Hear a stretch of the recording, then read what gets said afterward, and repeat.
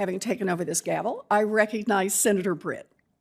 Thank you very much, Senator Warren. I'm going to start by leaning into some of what we heard at the very beginning of this hearing, stating the fact that our banking system remains strong, that the banks in the great state of Alabama are strong. SVB is a clear case of regulators refusing to do their job, despite the fact that all the signs, all the red flags were there. The Fed failed to use the tools in their toolbox to prevent what we saw last week, and I want to know why. I want answers.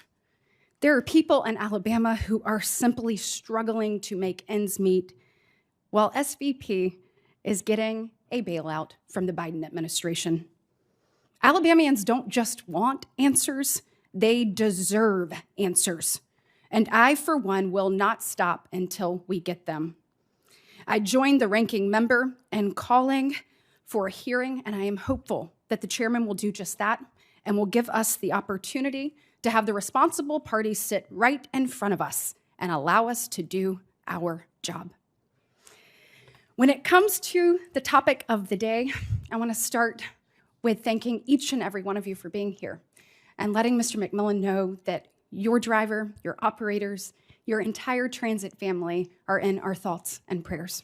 Thank you for your continued service and what you're doing each and every day to help make public transit the safest it can possibly be. Mr. Keel, I'm going to start with you. When people think about public transit, most imagine a big, busy New York City and a subway to go along with that.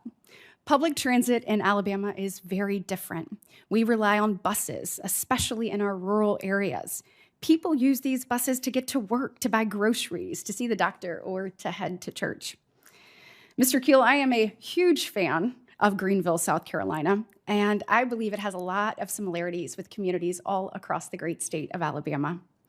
Just as in Greenville, transit operations in Alabama are tailored to the needs of the individual community or area. And I, for one, am a believer that local leaders know best. So based on your experience, do you believe that local communities should be able to make decisions regarding the transit needs of their unique community? In one word, absolutely.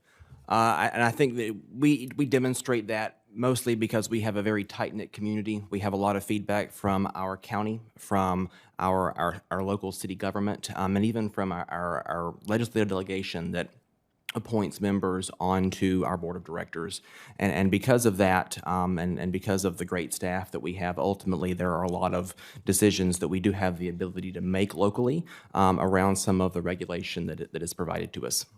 So based on those comments, I imagine you would agree local transit authorities, civic leaders are best suited to decide what type of buses they need, whether it be diesel, compressed natural gas, electric-powered buses, because each and every community is different. I will say in Alabama, we have a problem with lack of range. So from Demopolis in our more rural area, when they come to the big city in Montgomery, they can't actually make that trip and get back without recharging. So it's frustrating that this administration has been pushing local communities to conform to the Green New Deal agenda and transit to green energy and green transit.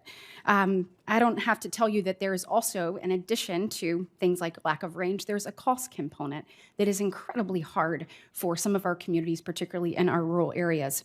So in your experience, is it realistic or cost effective to force communities to have a one-size-fits-all policy when it comes to busing? I don't think so at all. I think that the capital costs alone are something that smaller communities struggle with. Finding local match requirements for grants can be exceptionally difficult. And all of this is, with the assumption that the utility in the area has the power to be able to support the demand on the grid. We're blessed in South Carolina that we really don't see those issues, but some of our more rural areas certainly do. And there are, quite frankly, some other opportunities out there that in the short term are better as this bleeding edge technology continues to develop.